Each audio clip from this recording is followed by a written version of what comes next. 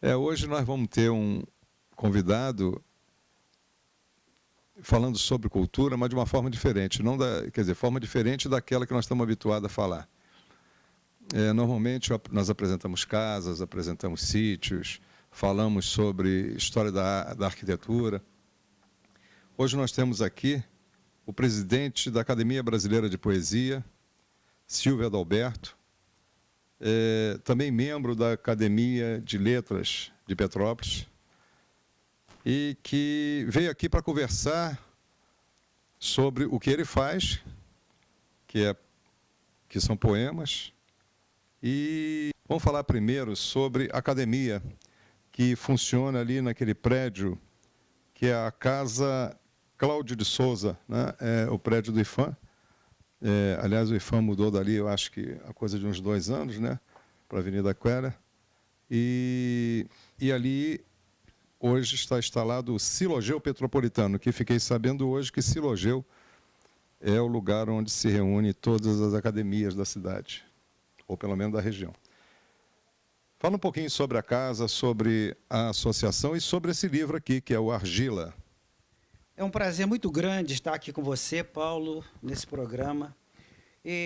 Eu sou presidente da instituição Academia Brasileira de Poesia, Casa de Raul de Leone, uma instituição que funciona na cidade já há 25 anos e congrega os intelectuais que gostam e escrevem poesia. E existe praticamente, basicamente, para divulgar a poesia e o grande pensamento do nosso poeta maior, que é o Raul de Leone. Raul de Leone morreu muito jovem, morreu com 31 anos, morreu em Itaipava, e foi um poeta como poucos, porque nasceu no final de uma era poética, vamos dizer assim, no final do parnasianismo, e surgiu no início do modernismo, mas ele foi um poeta ímpar porque não se filiou a nenhuma dessas escolas. E hoje a academia que existe em Petrópolis funciona para divulgar o pensamento e a obra de Raul de Leone. É uma instituição que tem como afiliados 40 membros efetivos e tem correspondentes espalhados nas principais capitais do país e tem, inclusive, correspondentes na Europa. Nós temos 2 correspondentes na Europa. E editamos anualmente essa antologia que o Paulo mostrou a capa dela aqui, a Argila, para divulgar o trabalho dos nossos acadêmicos. Esse trabalho leva o nome de Argila porque é o nome de um dos poemas, um soneto dos mais famosos de Raul de Leone. Esse soneto, ele não tinha título. Ele era conhecido no início com o nome de Eugenia. Eugenia quer dizer o estudo aprimorado da reprodução humana. E, posteriormente, ele ficou conhecido como Argila. Esse soneto é muito conhecido. É o mais conhecido do Raul de Leone. Nascemos um para o outro.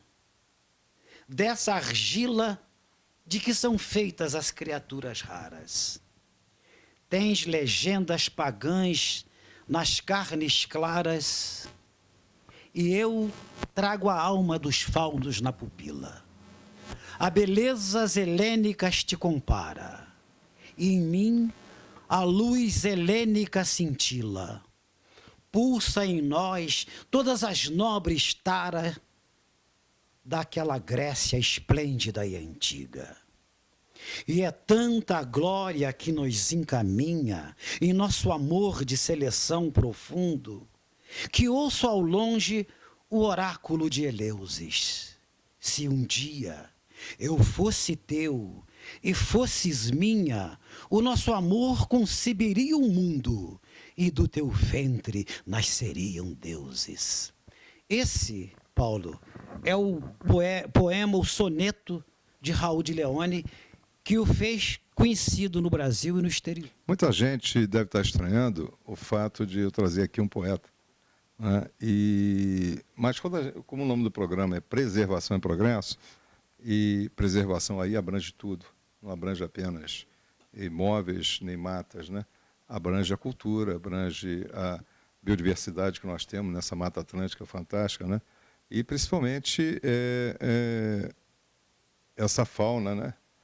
Agora, me conta um pouquinho a história da casa Cláudio de Souza, que é essa casa da Praça da Liberdade, né?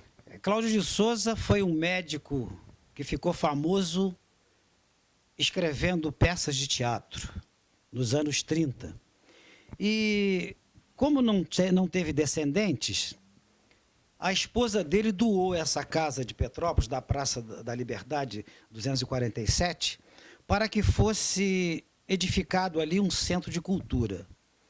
E a casa tem umas curiosidades.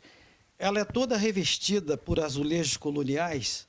O Cláudio de Souza, em uma das visitas à Europa, ele ficou encantado com uma casa que ele visitou em Portugal e tentou comprar os azulejos coloniais que ornavam a casa.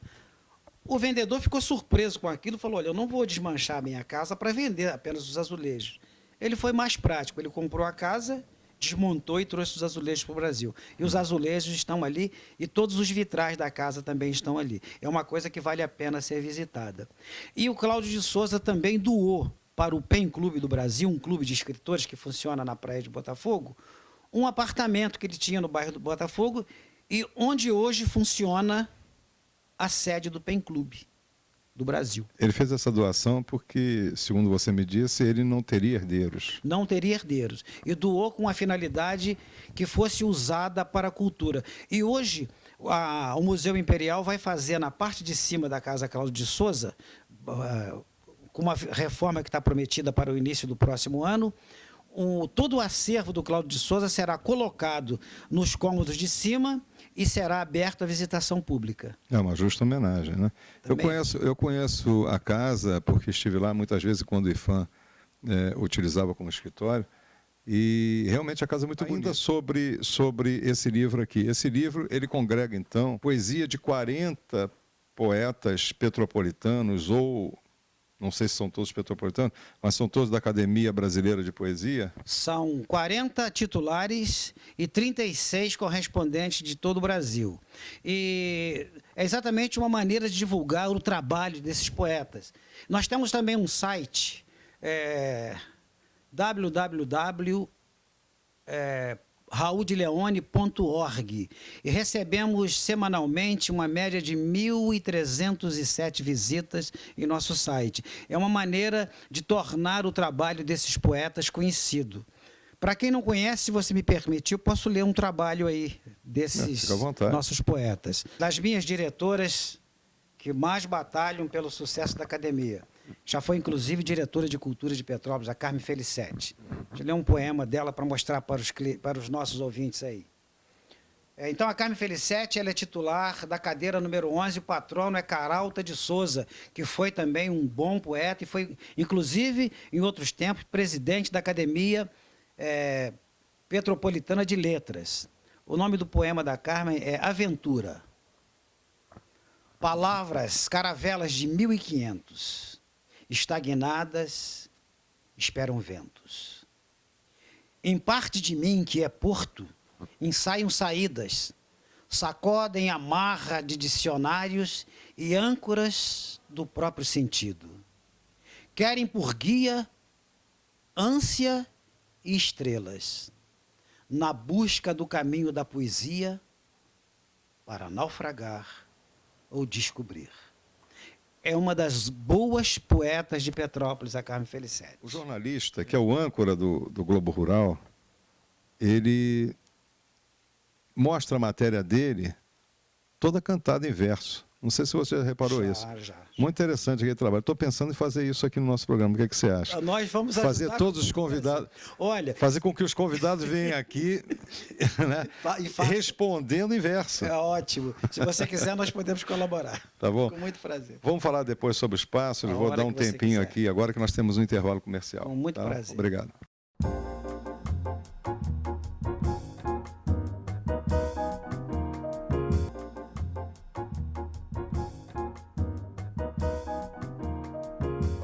Preservação, acho que é preservar o que já existe, da forma que está, ou se for alguma coisa mexida que tenha o mínimo né, que conserve, né, a coisa com o melhor bom senso possível, né? Bom, galera, preservação a gente pode falar de educação ambiental, trabalhar com criança desde pequenininho, porque preservação é futuro, futuro é criança. E progresso é o que nós temos visto aí, nós não podemos evitar, né, que ele continue aí acontecendo, tudo mais. Eu acho nós temos que ter cuidado e bom senso para preservar, para fazer o progresso preservando, tá? Pô, progresso e reforma agrária, que o Brasil é o único país independente que ainda não fez isso. Eu perguntei ao Silvio como é que chamava aquilo que ele faz. Se ele era um observador de pássaros. Ele disse para mim que não, que ele é um ornitólogo amador. Explica isso para a gente. Porque existem muitos observadores de pássaros, mas o observador de pássaro ele não vai tão a fundo como eu tenho ido nas minhas pesquisas. Você perguntou como é que eu comecei. Exatamente por causa da poesia, nós começamos a frequentar as escolas de Petrópolis e percebemos um interesse muito grande das crianças pelas aves que existem na cidade. E as crianças não conheciam, a não ser o tico-tico e a andorinha e o bem-te-vi, fora essas aves, não conheciam o nome de metade das nossas aves. Metade, nem 10% das nossas aves. Então, baseado nisso, como eu já fazia fotografia por puro prazer, de observar pássaro e pelo prazer de fotografar, eu comecei a complementar essa pesquisa com informação nas próprias fotos. Passei a acrescentar informações nas fotos, porque cada ave tem a espécie, a origem, a família e algumas têm inclusive tribo. E eu comecei a colocar nas fotos essas informações. Nós vamos estar mostrando essas fotos agora. Agora, te pergunto uma coisa, durante esse tempo todo, há quanto tempo você faz essa atividade? Olha, eu tento fazer isso desde 15 anos, mas só agora... Então não precisa dizer quanto tempo, não. Só agora, depois dessa idade que eu cheguei, 70 anos, é que eu realmente aprendi a técnica de fotografar as aves, porque antes eu fazia em média 60 fotos e às vezes não aproveitava nenhuma. Hoje eu faço 3 e normalmente aproveito as 3. Porque existe uma série de detalhes de luminosidade que eu não tinha conhecimento. E foi preciso fazer alguns cursos para poder chegar à conclusão de como fazer a coisa certa. Quer dizer, que você teve que se especializar em fotografia para poder exercer essa atividade de... Tive que estudar bastante para poder aprender esses detalhes. E tive, inclusive, alguns fotógrafos da cidade que me incentivaram muito. Aqui tem um fotógrafo que foi muito famoso, que foi fotógrafo do Museu Imperial, Raul Lopes, que me deu as informações básicas na época da fotografia de papel. E na era da digital tem um fotógrafo chamado Anderson Silva, aqui de Petrópolis, que me deu muita orientação básica, a quem eu sou muito grato até hoje, esses 2 fotógrafos, que me passaram muita informação. Essas fotos todas são tiradas só aqui na Mata Atlântica, em Petrópolis, na região de Petrópolis, ou em outras regiões também? São basicamente em Petrópolis, porque na cidade, para você ter uma ideia, nos Estados Unidos existem 400 espécies de aves. Na Europa toda, 390. Só no estado do Rio, nós temos 370 espécies registradas e catalogadas.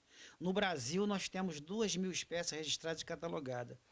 E dessas 300 e poucas, 390 que existem em Petrópolis, eu já consegui registrar e identificar 247. Existem algumas espécies que já estão em extinção. Existe, por exemplo, uma ave chamada mergulhãozinho pecapara, que tinha em abundância na cidade. Com o nível de poluição, que aumentou muito nos riachos e nas poucas represas e lagoas que nós temos, hoje você não encontra um único mergulhão pecapara. Nessa relação que tem aí, você vai achar o mergulhão pecapara. Seria até bom mostrar. E nós temos também, nas florestas aqui do Caxambu, uma ave chamada jaó, que é conhecida aqui vulgarmente por capoeira, que está também correndo sério risco de extinção, porque ainda é muito caçada. Existe ainda uma caça predatória em Petrópolis de algumas espécies. Existe caça ao jacu, existe caça ao inhambu e principalmente a capoeira, que está correndo sério risco de extinção. Outra ave também que está correndo sério risco de extinção em Petrópolis é a siriema, que tem o nome científico de Cariama cristata. Está correndo também sério risco de extinção porque tem uma carne muito saborosa e é muito caçada aqui na região. Você falou do jacu, né? O jacu é uma ave endêmica de Petrópolis. Quase todos os quintais as pessoas se habituaram a tratar do jacus e tem em grande quantidade. Só que existem ainda as pessoas que gostam mais do jacu na panela do que voando pela natureza. Mas ultimamente eu tenho visto muito mais jacu aqui na cidade do que antes. Isso prova que o homem não consegue derrotar a natureza. Essa que é a realidade. Mas que ele tenta. Aqui em Petrópolis tem tentado. Você vê o comércio de aves aqui, existe aqui em Petrópolis, é um negócio vergonhoso. Nós temos uma ave que já foi abundante aqui na região, principalmente na subida da serra e no entorno de Petrópolis, que aqui acontece que nós temos uma região de Mata Atlântica das mais preservadas do Brasil. Áreas que nunca foram queimadas. E existe uma quantidade de plantas nativas, frutíferas, que atraem toda espécie de aves. Aqui nós tínhamos uma ave chamada araçaiúva, ou ela era conhecida pelo nome de sabiá-cica. Ela não é sabiá. Ela parece mais um periquito grande, porque realmente é um periquito, mas ficou conhecida, o nome indígena que colocaram nela, sabiá-cica, porque ela consegue imitar uma infinidade de canto de outros pássaros. No local onde ela nasce e é criada, ela assimila todos os cantos de aves da região. E a caça predatória a essa ave foi tão grande que ela desapareceu. Hoje ela só é encontrada nas florestas do Espírito Santo e no que sobrou de florestas de Minas Gerais. Lá na antiga Zona da Mata, que hoje é chamada de Zona da Moita, porque acabaram com tudo que tinha lá. Mas aqui no nosso município não existe mais a sabiá-cica. Desapareceu. E havia em grande quantidade. Você falou da variedade que existe aqui na Mata Atlântica, só na região do Rio de Janeiro, né? Uma variedade muito grande. A gente sabe que a Mata Atlântica ela detém uma grande biodiversidade. É muito grande mesmo essa biodiversidade. E dentro dela estão aí os pássaros, as aves, de uma forma geral. Qual a importância realmente de se preservar essa natureza? Vamos dizer, as aves. Qual a importância que as aves têm dentro de toda essa biodiversidade? Você que é arquiteto, você vai perceber uma coisa. Hoje está acontecendo aqui em Petrópolis, parece que as pessoas estão começando a despertar para isso. Existem pousadas que estão voltando suas atividades simplesmente baseado na observação de pássaros. Aqui em Petrópolis já está acontecendo isso. Então, todas as pessoas sabem que uma região onde existe muitos pássaros, como é o caso de Petrópolis, eles sabem que é uma região que tem um nível de poluição muito pequeno, onde as águas são pouco poluídas, onde a natureza se regenerou de uma tal maneira que produz alimentos para essas aves. Aqui pertinho, a Pousada Paraíso, é uma pousada que tem aqui pertinho, os proprietários perceberam o grande atrativo que é a existência de aves nas propriedades. Então, o que eles fazem? Hoje, eles fazem workshop de fotografia voltado para se fotografar aves. As pessoas vão visitar essa propriedade à procura de aves pela beleza da plumagem, pela beleza do canto dessas aves. Então, é um atrativo a mais. E a hora que os governantes perceberem isso, eles vão passar a dar um pouquinho mais de importância à beleza da plumagem e a importância da presença das aves nas regiões. Não tem dúvida. Eu acho que você está certo, até porque é muito mais bonito a gente ver um pássaro solto do que ele preso, né? E se a gente pode assistir esse espetáculo, né, olhando a natureza, é uma maravilha. E se a gente pode ainda usufruir disso tudo, ainda ganhar um pouquinho de dinheiro com uma pousada, com um hotel no meio da mata, maravilha. Mas o que eu perguntei não foi só vendo esse aspecto, isso aí é importantíssimo. Porque muita gente diz assim, puxa, por que eu vou ficar dando dinheiro para uma instituição que vai salvar o mico-leão-dourado, se tem criança passando fome no Brasil, na África, etc. Não, eu acho que é um problema muito sério as crianças passarem fome no Brasil, na África, e isso é prioridade. Mas por que salvar um mico-leão-dourado? Por que salvar uma ave? Porque senão há um desequilíbrio na natureza. Né? Se você permitir que se casse todos os pássaros, ou a maioria deles, nós vamos ter as cidades infestadas, aí, o campo principalmente, por insetos que vão devorar todo o nosso alimento. Mas muita gente não entende esse lado da coisa. Então, por isso, preservação é uma coisa importante, mesmo nessa área. Você falou uma coisa super importante. Nos Estados Unidos, está havendo um desequilíbrio muito grande por causa da lavoura transgênica. O que acontece com a lavoura transgênica? Ela não produz insetos e nem larvas. Então, os pássaros estão desaparecendo. Morrer de fome. Inclusive no interior do Brasil, Mato Grosso, Paraná, está havendo a mesma coisa, onde estão ocorrendo as primeiras lavouras transgênicas em grande escala. Agora na primavera, tem uma procura muito grande em certas cidades pelas andorinhas para acasalamento.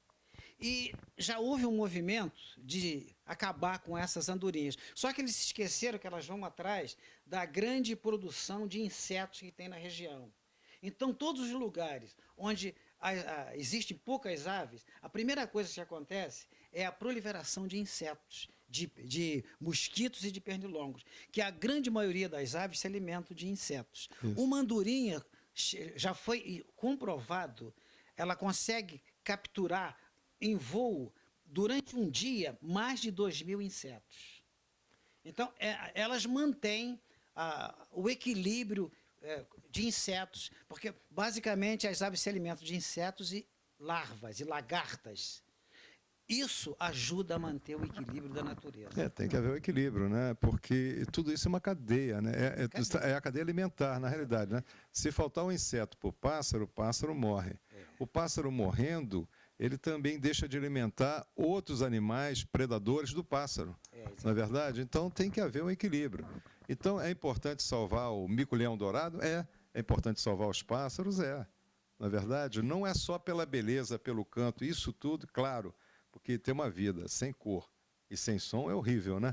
Agora, e você podendo ter tudo isso e ainda usufruir de um equilíbrio ecológico, muito ótimo. Mais gostoso.